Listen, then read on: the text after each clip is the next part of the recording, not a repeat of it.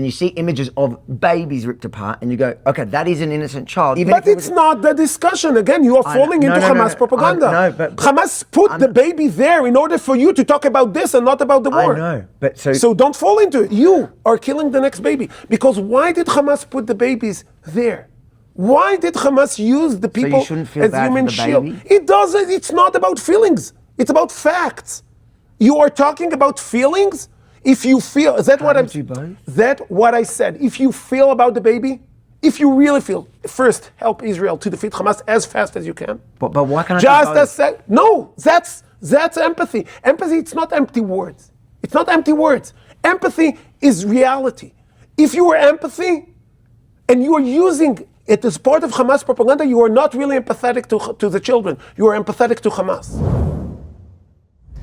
Avi Yemini for Rebel News in Jerusalem, Israel. Here today at the Knesset, the Israeli Parliament, for IsraelUncut.com to speak to the decision makers. For viewers who don't know who you are in Australia or in Canada, who are you? I'm a member of Knesset Simcha Rothman. I am the chair of the Constitution, Law and Justice Committee. This is the room where this committee takes place. And basically I'm one of the voices for judicial reform. Way before I was in the Knesset, I started an NGO called the Israeli Movement for Governability and Democracy, advocating for this much needed reform for 10 years before I was in the Knesset, since 2012. And now I am trying to fix what needs fixing in the justice system in Israel, namely the lack of democracy, the lack of accountability. That's the major thing that I do, besides all the other issues. And also, I am one of the co-chairs of the Land of Israel Caucus, the biggest caucus in the Israeli Knesset. We passed the famous resolutions for against the Palestinian state in July 2024 and for Israeli sovereignty in July 2025, which enjoyed basically the support of 2/3 of the Knesset, to some extent, on both sides of the aisle. And beside that, I live in Pnei Kedem, which is in southeast Gush Etzion, in Judea and Samaria. Have 5 children, and wow, a lot of children. That's an inside joke that we started with. It was off camera. We might have to cut it in. There's a lot to unpack there, so we'll go through it all. But recently added to your resume is you were banned from Australia for what? So actually, it was very. I'm interested also. I filed together with the AJA. I filed an appeal on this just yesterday. So appeal in the federal court. And first, the administrative appeal. Now later, if they won't come back to their senses, I will go apparently to court. But I was quite amazed for the reasons, because I got the visa. I'm a public figure. It wasn't a secret that I'm coming. It wasn't a secret my views. It wasn't. It was known, and it took some time for the Australian government to give me the visa, and I got a visa. And then the day before, in the morning of the flight, I get an email from the Australian government, from the minister, one of the delegates of the minister, that saying that they're canceling my visa with a long document. Because what I say is divisive and inflammatory. And they sent me a list of the things that I say that are divisive and inflammatory, like that we should eliminate Hamas. I was amazed that this is a reason. I know that Hamas is a terrorist organization in Australia. So to say that you need to eliminate a terrorist organization, I thought that's in the name. So what's inflammatory about this? Or I said that Israel is on the good side, that Hamas is on the bad side, or that the world should stand with the good against the evil. Or I said that we should never have a Palestinian state because it poses a grave danger to the state of Israel. Again, together with me, 2/3 of the Knesset, many senators in the United States expressed this view, that Israel should apply sovereignty over Judea and Samaria. Again, something that is widely accepted in Israel, and it's okay to argue, but I don't think it's something that should prevent anyone from engaging in discourse, especially when the reason I wanted to come to Australia was to show solidarity to the Jews that were under attack because they're Jews in Australia. And what the Australian government actually did is to say, okay, if you express the views of the majority of the Jews in Israel and maybe even worldwide, just by that, you are banned from Australia. And I think this is enabling violence, enabling anti-Semitism, and I was quite surprised, I have to say. Back to what you said, Minister. So a part of politics is this kind of discourse where we talk about things that might not necessarily be popular to the outside world, but usually domestically we have to discuss these issues. So a lot of your supporters say the things that you say are domestically viable within Israel itself, and maybe even to the wider world. But in Australia, we have politicians, for instance, that say things about Israel all the time, which may be viewed negatively or as divisive. Should there be a tit for tat when it comes to banning visas, or do you think this is somehow against the ideals of democracy itself? So first, I never advocated that Israel should ban people from coming to Israel because they are supporting Palestinian state. I think that the Palestinian state is very dangerous. Not only me. 2/3 of the Knesset voted with me that the Palestinian state poses a grave danger to the existence of the state of Israel. But still, I don't think that anyone who supports two-state solution should be banned from Israel. Not within Israel, because there are very few people, but there are people in Israel that support two-state solution, but also from outside. It's a free world, it's a free country, and we should have an open debate. I think that, especially we're recording this a week after the assassination in Charlie Kirk, I think that open debate is the best way to examine your views, and I think we should have this debate. It's okay. Even I have my views. That's fine. I do think that, and Israel have it within the law. If you are calling for BDS, if you're calling to boycott Israel, if you are attacking the state of Israel, of course, if you are promoting terror, that's a whole different issue. Yeah, I think it's okay to ban someone. What's amazing about Australia is that imams that came to Australia and preached openly in support of the October 7th massacre and the atrocities, they were allowed into Australia. So apparently, to say that you support October 7th atrocities, that's not inflammatory or divisive. But to say that Israel has the right to defend itself, and Israel is the homeland of the Jewish people, and we are the indigenous people of the land of Israel, apparently this is inflammatory and divisive. And I think that's a viewpoint bias. I think that's... Why do you think there is a double standard? Choose your reasons. Some would say it's like Prime Minister Netanyahu that said that the Prime Minister of Australia is weak politician that wants to appease the terrorists, that chants in the street from the river to the sea, Palestine would be free, which is an open call for genocide. So maybe that... Just on that, because they would argue really, and I do agree that it's a chant for genocide, but they would argue that chanting from the river to the sea is just like you advocating for one-state solution for Jews. Okay. I think that because how many... there is a very simple way to answer this. How many Arabs live in Israel today? 20%, I think. And they are working, they are... Rukshan noticed that yesterday. He was very shocked. Well, I mean, this is my first time coming to Israel. And a lot of the rhetoric I see online is it's an apartheid state and all this kind of stuff, right? So, I mean, I have certain expectations, perhaps. Let's see what I see when I come down. But yeah, yesterday in the malls that we went to, lots of Arab Israelis working.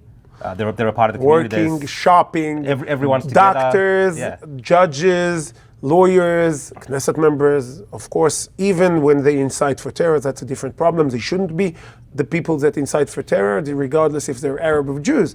But this is something that we have a lot of Arabs live in Israel, enjoying equal rights. How many Jews are alive in Gaza today? What is it, 20? That's it. The people they kidnapped into So Gaza. you're saying the reason why... So when you're saying we want from the river to the sea that Palestine would be under the control of those crazy jihadists, that 80% of the Arabs in Judea and Samaria, not in Gaza, in polls said they support October 7th atrocities. And we saw what happened when they took over a place. And we saw it in the past, we saw it in October 7th, we saw it all over. We see what they're chanting for. By the way, not only to Jews. Jews is extremely important issue for me as a Jew, and I think it should be important for the entire world, but also for Christians. In areas that are under the control of the Palestinians, Christians are under threat, constant threat. And now Bethlehem used to be a Christian city. Now Christians there are a minority and fleeing because, and this is under the control of the quote-unquote subtle Palestinian Authority. They, of course, pay for slaves. They pay salaries if you kill more Jews. They teach from age 0 that you should enforce Islam by force on the Jews and on everyone else, on the entire world. This jihadist ideology is dangerous, and not only in Israel. To clarify though, so when you say, so I agree with, and I think you make a very strong point that on one side allows the other to live within their borders, but when you talk about one state solution, what is happening? Are you talking about absorbing all those Palestinians to be just like the Arabs that are here, or are you talking about expelling them? What I'm saying is very simple. Anyone that wants to live in peace can live in peace. No need to expel Under anyone. Israel. Under Israeli control. Because we saw and we see what happens. Israel, even Judea and Samaria, which is partly under Israeli control, despite there is some areas that are less, we have less control, but the Palestinian Authority is stronger there. But even in Judea and Samaria, definitely in smaller Israel, within the 67th border, the best life of an Arab in the Middle East is under the control of Israel. I'm not talking about Jew. Jew does not exist if he's not under Israeli control. They kill him. But the best life for an Arab is under Israeli control. The socio-economical status of the Arabs living in Israel is better than the ones in Lebanon, There was a reason why they were coming from Gaza to work in Lebanon, in Syria, in Jordan, in Egypt. So all the surrounding countries, the status of living before October 7th, now we're in a state of war and there is a problem with workers. Before October 7th, by all means, I think even today, but before October 7th, the socio-economical status of an Arab living in Judea and Samaria, not in smaller Israel, in Area C, what is called Area C, which is under full control of Israel, was way better than any Arab living in Lebanon, Syria, Jordan, and Egypt, which are their families, their relatives. So to say that Israel what are is you gauging that on? What are you gauging that on? So when you say what do you mean? Economic, you mean How much money they make, life expectancy, whatever. Choose whatever you want. Metric, whatever metric. Whatever metric you want. And there are some affluent areas in Lebanon. I've got no, Lebanese of course, but family, you're talking average. So you're talking average in even average in Area C, and average in under Israeli control, and average in Lebanon and Syria. Yeah. There were 10 million refugees from Syria just in the past decade. Why? It's not such a good place to live in, and that's the situation for years already. Yeah. And to say Israel commits genocide? Check the numbers. Well, that's what I wanted to ask. Check the numbers. How many Arabs? We know how genocide looks like. We know. We experienced it. How many Jews were living in Europe before a genocide was committed? And how many Jews were living in Europe after? You see it in the numbers, right? How many Jews were living in Arab countries? That's not a genocide. That was, they expelled them. ethnic cleansing. Ethnic cleansing. How many Jews were living in Arab countries? in Egypt, in Syria, in Iraq, in Iran, before, and how many today? So all the Jews were ethnically cleansed from all those places. There were small minorities that used to live there, but hundreds of thousands of Jews were expelled from the Arab countries that surround us into Israel. Israel took them in. How many Arabs lived in Israel in 1947, before the establishment of the State of Israel? How many Arabs lived in Gaza at that time? And how many live today? There is a graph how a genocide looks like. Even during the last 2 or 3 years, the population in Gaza grown. So to say Israel commits genocide, it's very simple to debunk this lie. I mean, despite those realities and the historical realities of what you're explaining right now, a lot of your traditional allies in the West, besides the United States of America, have almost abandoned Israel, politically at least, especially when it comes to domestically speaking about Israel. Many ministers, including leaders, will openly say that Israel is committing a genocide, or either on the verge of it, or that Netanyahu, your prime minister, should face consequences in a criminal court. How do people in Israel, and especially particularly people in the parliament, reconcile the fact that you have leaders in the West, your traditional allies, openly saying this now? Because so first, not a lot of leaders in the West are openly saying that Israel commits genocide. There are few, very few, and their countries. Well, probably the wrong word to say openly saying, but they're alluding to it. Even the Australian government, the Canadian government, they tippy-toe around that. Maybe that's the case. And some of it is because, as I said, weak politicians that are afraid of the Muslim votes, they allowed a lot of jihadist population to immigrate into their borders, and now they're afraid of them. And that's for political inside politics, that they are afraid because they allowed a lot of jihadists into their countries. That's one concern. I know that some people in Australia, their constituency is basically Muslim. So they are trying to appease, it never works. It never have worked, and it will never work. Never try to appease terror. Any country in the West, they made this mistake in the past also.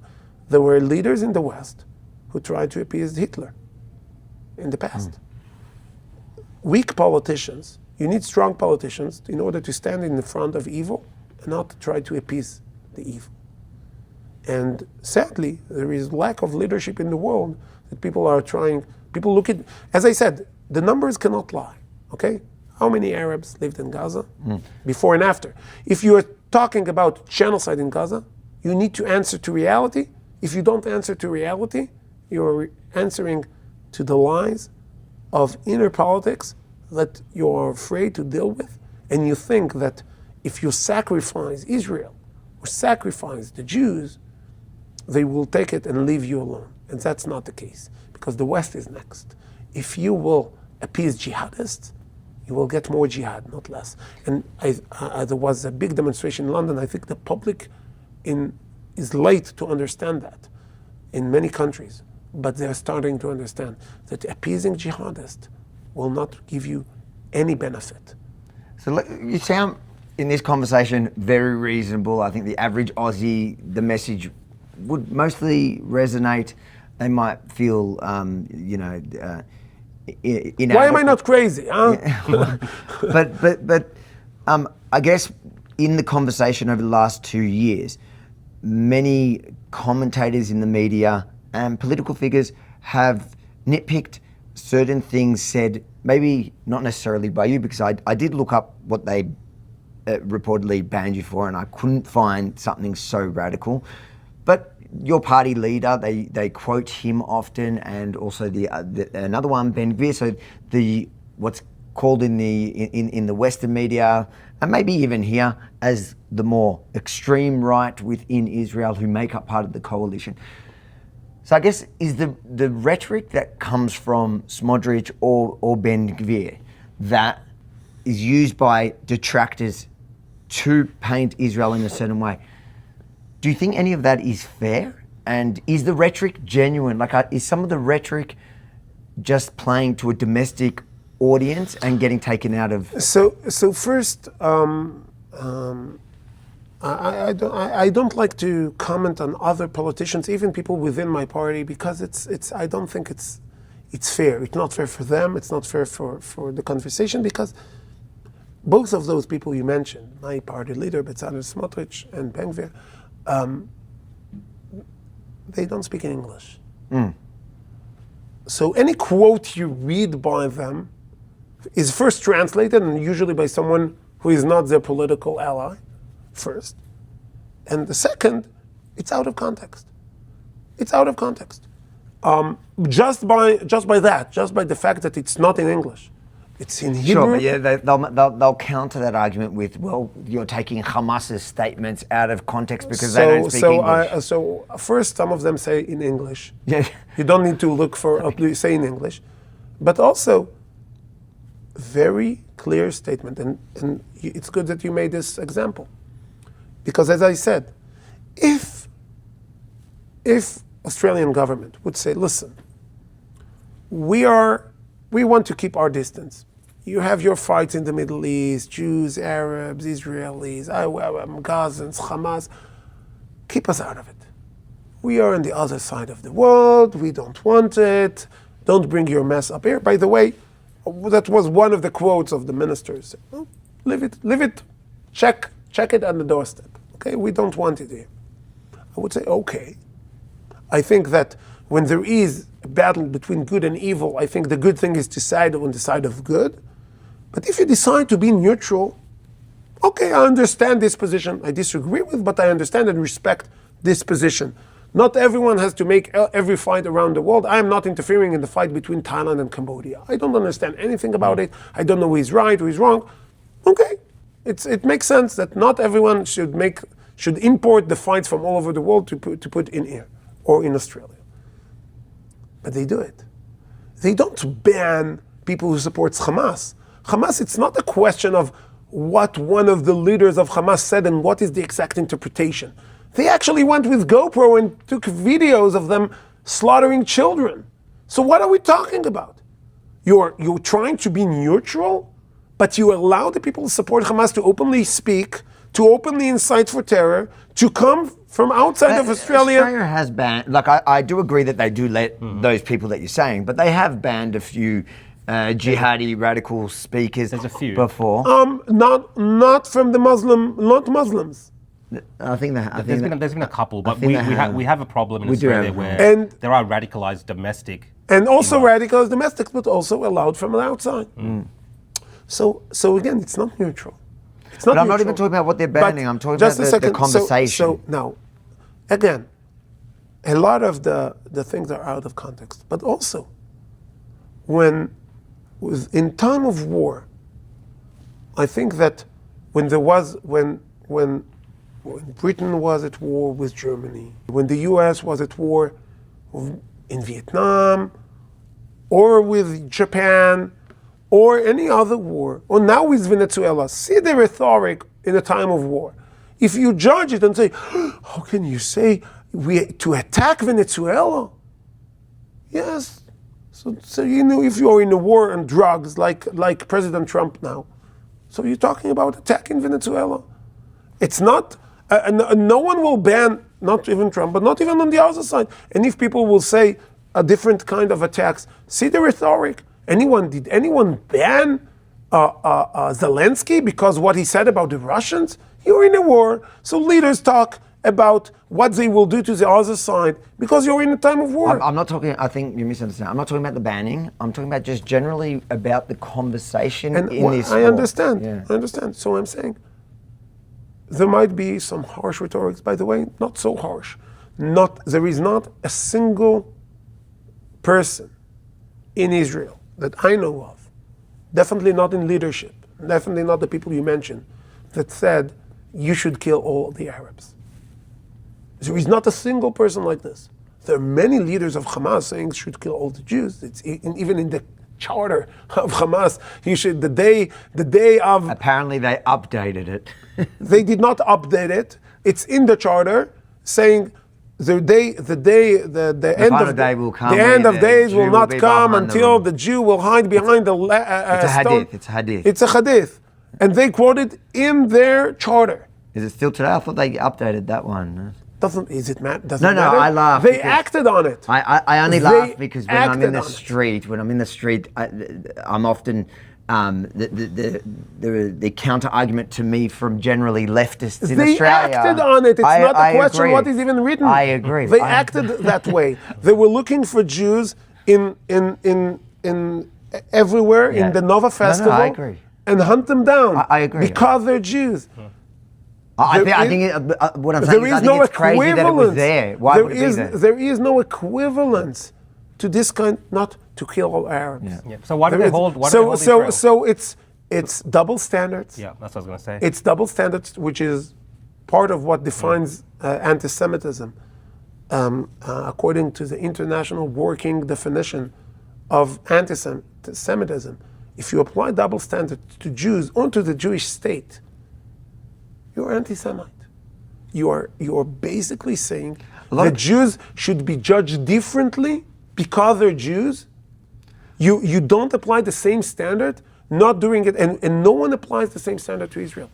Israel is more careful in the life of its enemies than Australia. Israel is more careful with the life of its enemies than the US, than Great Britain. Israel is extremely, extremely careful. Even when it's not justified, even if it's too much, Israel does it. So to say that Israel is committing genocide, to say that, oh, you spoke harshly, seriously? We're dealing with baby murder, people who murder babies in front of their mothers, and people are committing us that we're not polite enough? No, I don't think. I think the average person doesn't care so much about. No, but the media. You're right. I'm talking But about the media. The media will put headlines. What Smotrich said. Well, the media will put a headline of a fake starvation accusation on an Arab children when you see his mother be next to him. No lack of food, of course. He's a sick child, but they'll blame Israel for it. It's blood libel after blood libel after blood libel, initiated by Western media. And I agree with all of that, and I think that, but two things can be true at once. I think that there is definitely everything you mentioned there, and the only reason why I was bringing up the charter, because to me it's funny that they even accept that there once was written that, and they're still defending that same group. I don't understand how if you have a moral compass for how you... They're still holding the hostages. It's not even a question. But when you talk about rhetoric, I think the rhetoric in which the average Aussie or the average Canadian or the average American, where their eyebrows are raised, is where it's something along the lines of saying there's no innocent children, there's no, we need to just, the actual genocidal statements. There is no genocidal statements. The blame, talking about... But there are, so do you agree there's innocent children in Gaza? And does the party that you... Listen, some of the what they call children are 15-year-old children holding guns, trying to shoot at soldiers, and then if you kill them, they say you kill children. But that's the children. But that's the children that we are blamed on massacring in Gaza. Those are the people that we are massacring when they are 15-year-old children holding guns, shooting at our soldiers. So the idea that because he's 15 years old, we should let him kill a soldier. That's the blame. That's the blame. There is no. But there are innocent children there as well. A baby did not do anything.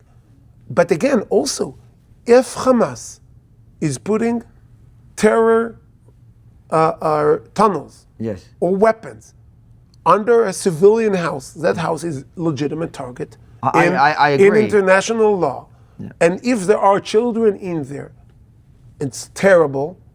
It's Hamas' fault. It's not Israel's fault. If you are putting in a hospital, you are using a hospital as Hamas does as your command post, then it's a legitimate target. That the fact that you are hiding in a hospital does not make it that you can have free range at Israeli soldiers or at hostages. So that's international law. That's the way the world behaves when the world facing this kind of challenges. I'm not even talking about the history of World War II, which was also justified to defeat Japanese or the Nazis. Many things that were justified, but put that aside. So if any innocent civilian that is hurt in Gaza, it's 100% Hamas' fault. Israel announced before it gets into an area, before it bombs an area. Anyone who stays there after does not enjoy. Would agree with that. Does not enjoy the defense because he did not participate in October 7th. It doesn't work like this. If you are announcing before you are arriving to an area and you are calling, and the spokesperson for IDF constantly says, we're going to get into this neighborhood. We give early warning. Leave for your life. We have areas in the south. You can go there. You can get food there. You can get shelters there. Israel deals with it. Israel pays money for it. And people are staying.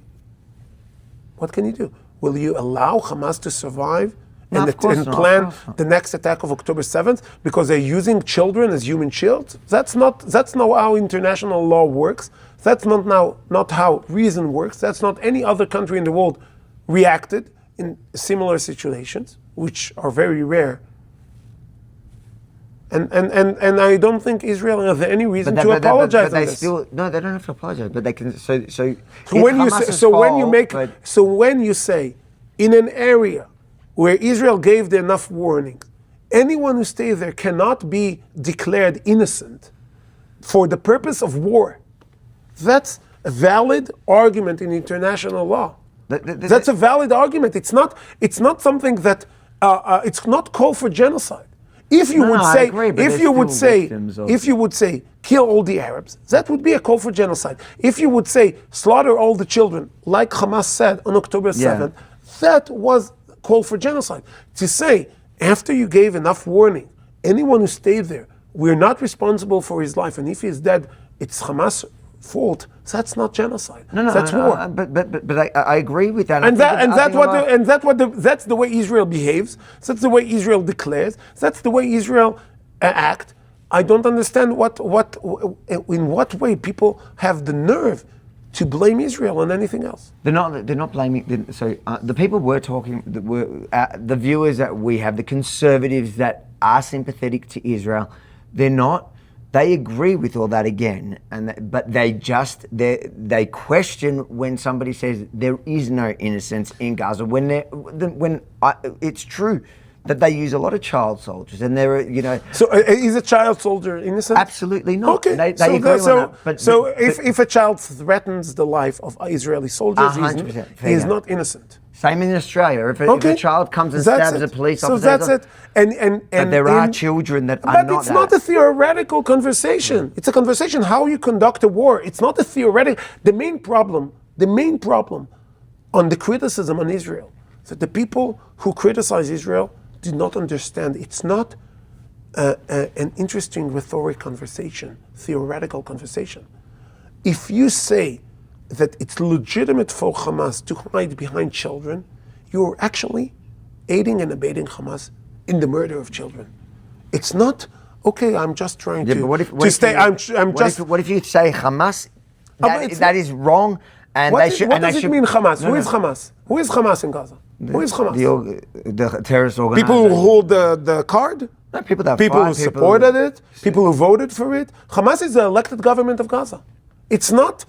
So then you're saying there is no innocence. So then I am saying that Hamas is the elected government of Gaza. Sure. And to say Hamas as if there is Hamas, that some foreign organizations that landed and took over land, that's not the case.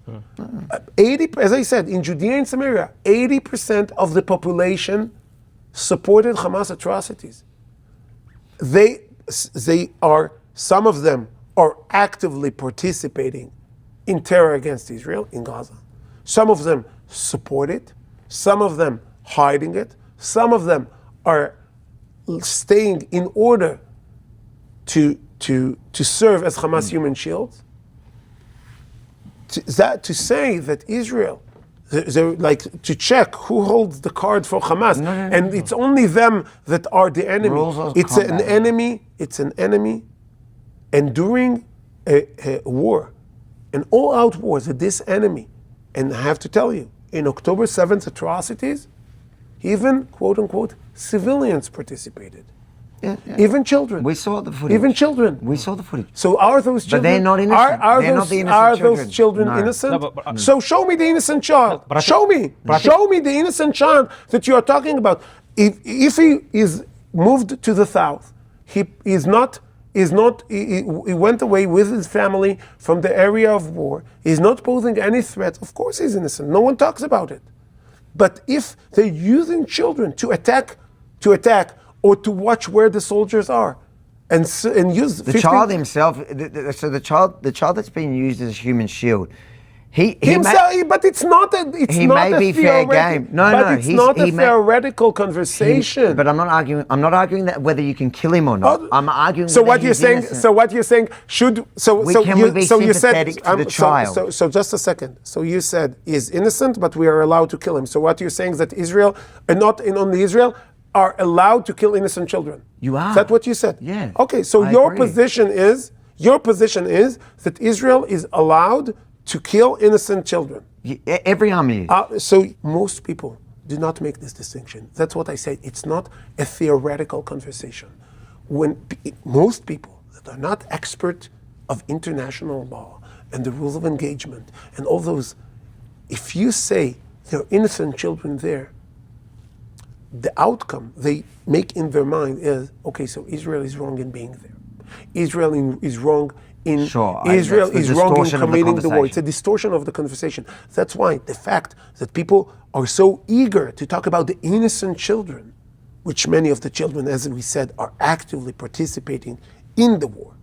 Many children, what called children according to any standard, 15 years old, Underage. 12 years old, 13 years old, child Child soldiers. soldiers. That's part of the distortion of the talk that Hamas and Hamas supporters want us to do. I'm not falling into this.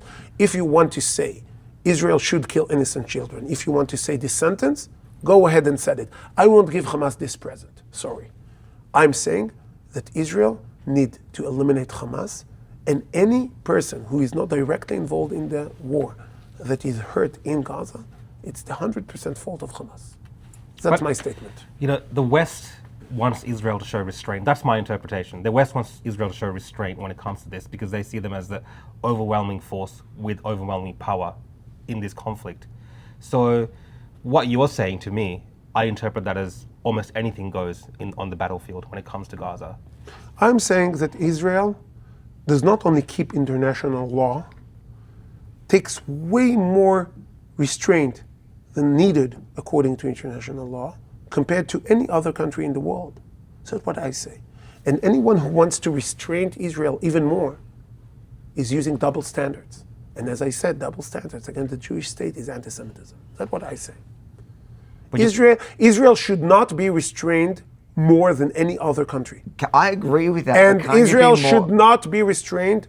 And Israel currently restrained itself way more than any other country. So anyone who has any complaint over Israel today either does not know the facts or knows the fact and lies because he's an anti-Semite. But what about people that do love and agree and say they don't want more restraint, but they want more empathy to the act, to the ones that genuinely that you say are either being used or are innocent. I exhausted my empathy.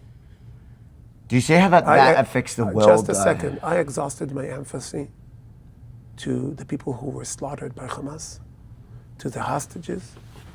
I exhausted my empathy. I will keep the law. I will make sure that no necessary life is going to waste.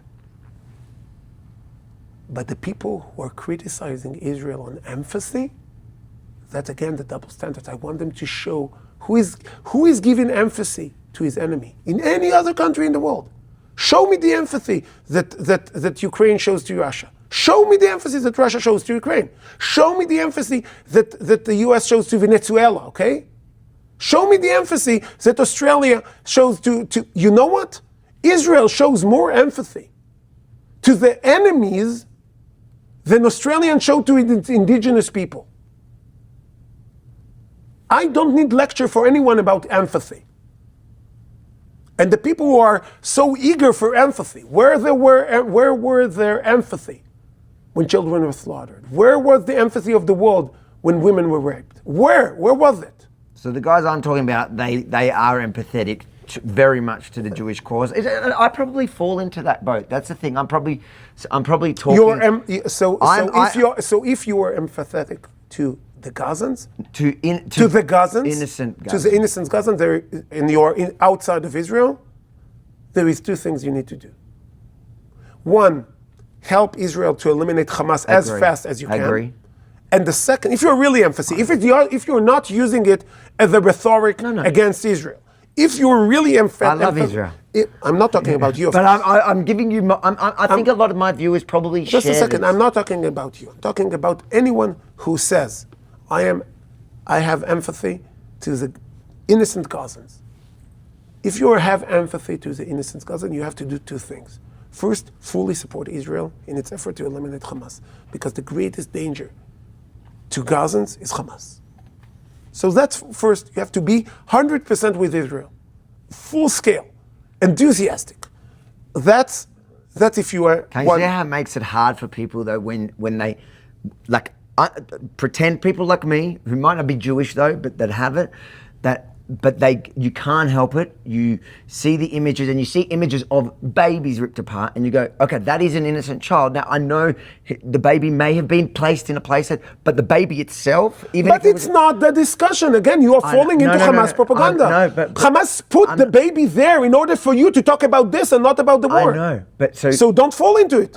But what I'm saying to you, don't you? The question is, don't you fall into it. But I'm not. You are aiding and abetting Hamas. When you are falling into Hamas propaganda, you're aiding and abetting Hamas. I think we lose. You are killing the next baby.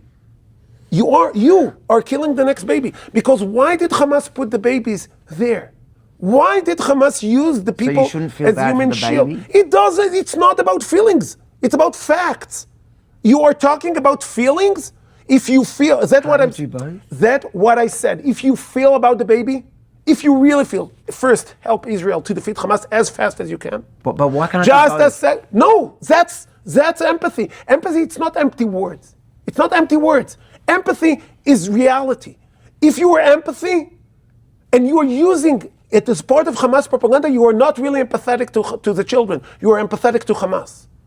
If you are empathetic to the babies, first support Israel, 100%, not even 99%. 100% support Israel. Otherwise, you are aiding and abetting the same people who hurt the babies in Gaza. How do you want me to see people that say, I am empathetic to the babies in Gaza, that's why I am attacking Israel? Shame on you. You are empathetic to the people who murder the babies in Gaza by aiding and abetting Hamas. You empathetic to the babies? First, support Israel. Second, do whatever you can that the Gazans would leave. Do whatever you can for them, not for me, not for Israel, for them. If every country in the world voted against Israel in the UN last week or this week, if every country would say, okay, I'm taking 5,000 Gazans, giving them refuge. We don't want them. Sorry. 5,000, okay, thank you. So I see your empathy. I see your empathy. Yeah. Empty words. Empty words. You're not really empathetic for them. But again, if every country, I cannot want to see them. I cannot want to see babies blown up. You want them to grow up so they will be able to kill more Israel. Is that what you want them to do? No, but that's what you want them to do. What is the future you see for them, for the people you are empathetic for, or it's an empty words to attack Israel? Ask yourself if you are saying that, again. I'm not advocating for them to go to Australia. I'm not advocating for them to go to Britain. There are enough places in the world that will be more welcome there. But I'm saying, if you're empathetic for them, what did you do for them? A country that has a population of 100 million people. Take 10,000. Take 50,000. You won't even notice. And save them from these terrible situations that they are under Hamas regime and they're being used as human shields, but you don't do it. Why you don't do it? Because you're not really empathetic for them. But this is you want to use them as weapons against Israel, either in the propaganda war or on the ground. But can't I be saying that I want Israel to win, so I stop seeing that? Is that not the empathy that's my position when it comes to my empathy for the child? My heart breaks when I see it, and I think Israel needs to get the job done so this stops. But I can recognise that is happening. Again, Hamas. Agreed. Hamas is to be the blamed. outcome is not my question. Yeah, but the outcome is the only questions that matter. The outcome is the only question that matters. Not for international support from people that love Israel. From people that love Israel. So people that love Israel. So how come empathy to a baby that is being slaughtered by Hamas hurts the support to Israel? Can you explain me this logic? It only hurts when we pretend like they're not innocent. When they're not a casualty of war. When we minimize the fact that they're being... What I'm saying is very, very simple. Don't complicate it. If your empathy to the victims of Hamas hurt your support in Israel, something is wrong with your mind. No, but it's not the... If the empathy, I will repeat this. Okay. If the empathy for a baby slaughtered by Hamas makes you like Israel less, then you're falling into propaganda. Then you are part of Hamas propaganda. Be careful. You're falling for it. I agree with that. That's all. That. Did you have a... No, I was just going to say, the criticism is that what you're saying there right now, send the Gazans off to other countries, people will say that's why Israel continues to not negotiate in good faith when it comes to a ceasefire. They say they want to continue the war for the end result to be the expulsion of So why didn't we start a war? If that's our goal, why didn't we start a war? Why did we needed 1,200 people to be slaughtered in order to achieve those goals? We left Gaza. It was a terrible mistake, but we did it. Why did we, if our goal is to ethnic cleanse Gaza, why did we allow for Gaza to exist for so long? Israel is the strongest power, as you said. Why didn't we initiate the war? Why all the wars that Israel conducted in Gaza were always in reaction to attack on Israel? If this is our goal. It's very simple. It's very simple. The only way people are against Israel is because they gave up on common sense. Yeah. If your empathy to a baby slaughtered by Hamas makes you go against Israel, if your conspiracy theories do not react with reality, if you're blaming Israel for genocide when the Palestinian population ever growing, then it's not about Israel. It's about your common sense and sometimes about your anti-Semitism. That's all. It's as simple as that. If something does not make sense, make sense of it. Quickly before we let you go, judicial review reform, that was something you wrote. Prior to October 7, that was the big story in Israel. I remember coming here, there was quite large protests. Do I miss the attention? My question is, is Israel really the thriving democracy that it is? And what was that judicial reform? Because most people in the world don't understand. From your perspective, obviously, like a short question, a short answer. Short answer, of course. No, Israeli court and the justice system at large is a desperate need of a reform. It's not something new. It's not something that we started. What's not working? We don't select our judges in a democratic way like Australia does or the US does. I don't think Australia does. Does it? Yeah. I didn't even know that. And they are elected. They're self-selecting. They're self-perpetuating, and they have they are unchecked and unbalanced. You're talking about the Supreme Court. The courts at large, but the Supreme Court also. Because I think magistrates are picked by government. So either by Parliament or by the government. In Canada, as a minister. In Australia, and how is it done here? In a committee that is mostly professional. Okay. So we don't select our judges in a democratic way.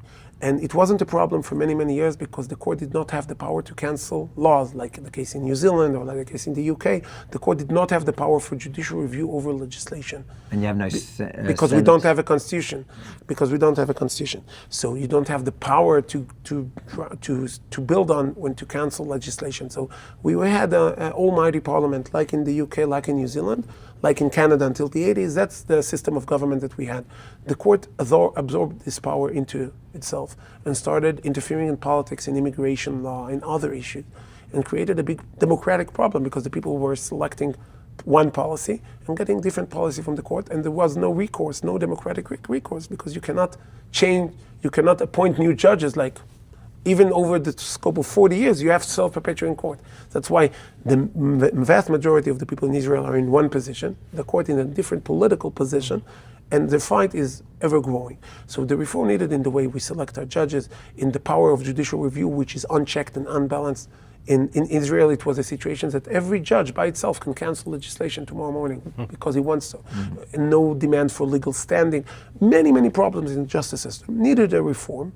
And the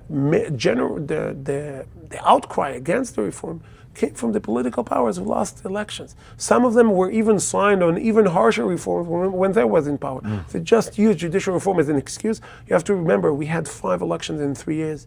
The divide in Israel went on many, many issues, and one of the major issues, once this was the key component of this coalition, so the opposition said, okay, so we're fighting this. We don't want to say we're against the government, we're saying we're against judicial reform, but actually they did not want, even their own legislation, the opposition objected to. Why? Because it was politics around the it world. served as politics.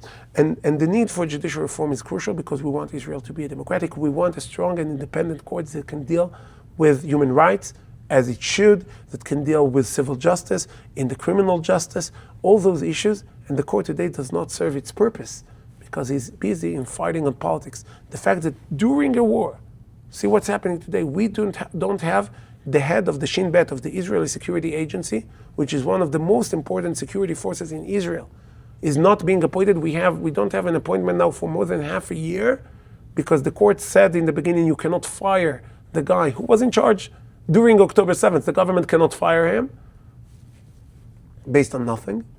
And then we have a problem to appoint the new one. So we are stuck during a war without a guy to run the most important security agency during a war because of judicial activism. And no one pays the price. So this is a judicial reform much needed, enjoys wide support in Israel, extremely wide support. The support for a judicial reform is within the 80 to 90%. But of course, if you're in the opposition, you say, I want a judicial reform, but I don't want those deplorables to do so. So it's a political issue, and we're continuing. We will never stop because we must have a democratic country. We must have an accountable system of government. And if you cannot promote the same agendas that you were elected to do, then you are not accountable. As an elected official, you are not elected. You are not accountable to the public. You are accountable to the courts, and the courts is not democratic. Did you have anything to do with Charlie Kirk, by the way? I have a lot of shared friends. I think I met him once or twice, like in one convention.